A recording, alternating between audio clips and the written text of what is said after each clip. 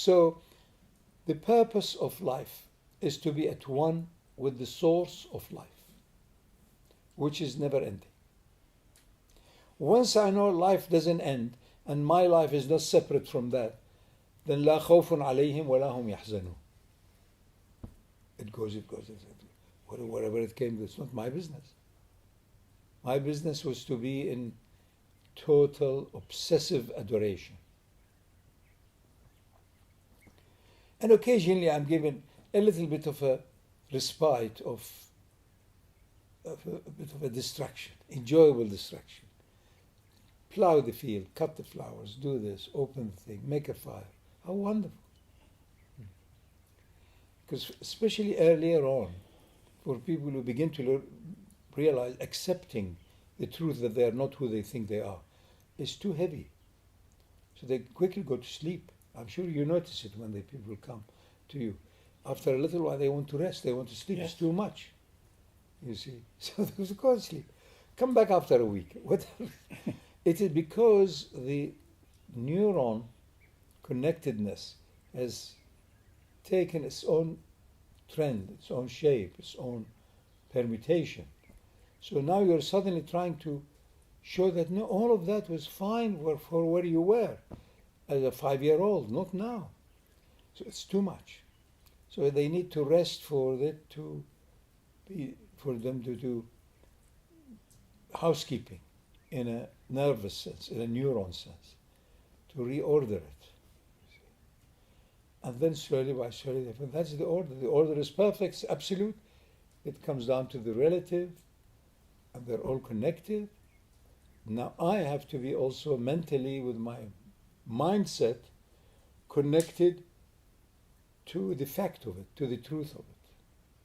One of the biggest things of the Chinese system of Confucian and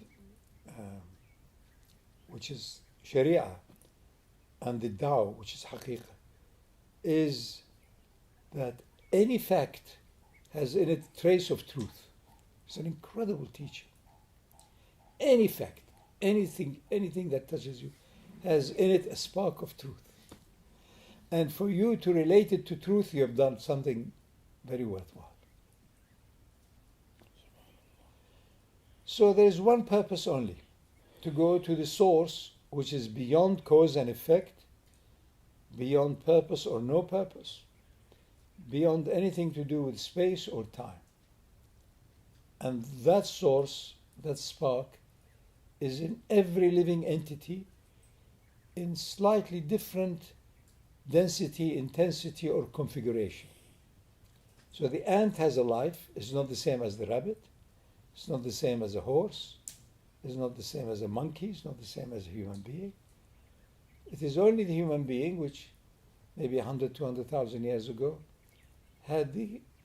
was the right time for it to be reflecting of reflectiveness or reflectiveness.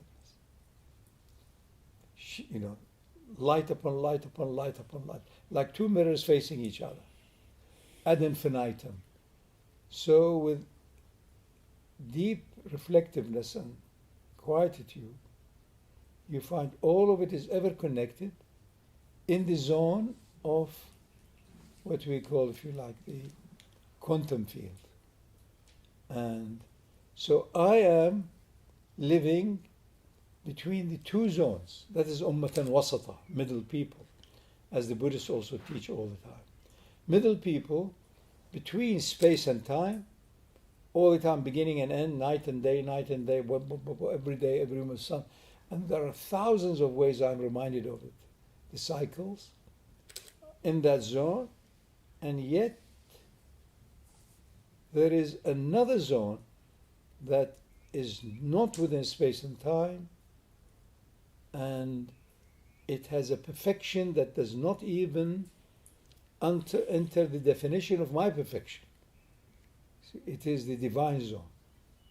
It is the pure consciousness zone. It is the sacred zone. And this tiny zone of space and time is completely dependent on that. It's like the one drop of water gives the quality of the ocean. So it is the same. These are all metaphors.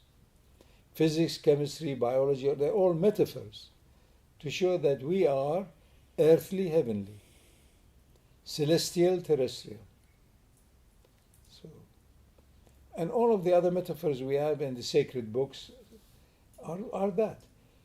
Because if you are designed, if your consciousness, if human consciousness is nafakhtu fihi min ruhi, is touched by the infinite,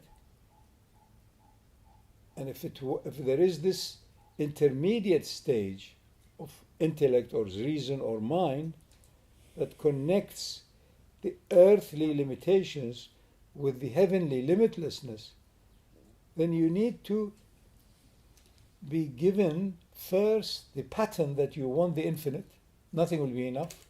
Second, to be given the capacity not to accept the limited, to resent it. You want to get out of it, out of space and time, nothing will be enough. So if these two are put together, then it is us. We are in the zone of limitations, desiring the limitless zone. So that's why people like yourselves and your friends, you need more and more repetitive periods, not just 5 times, constantly touching upon the infinite. You get recharged. It's like trickle charge of the battery. It's no use going once in a while to pilgrimage or hajj, especially what they have made now. I mean,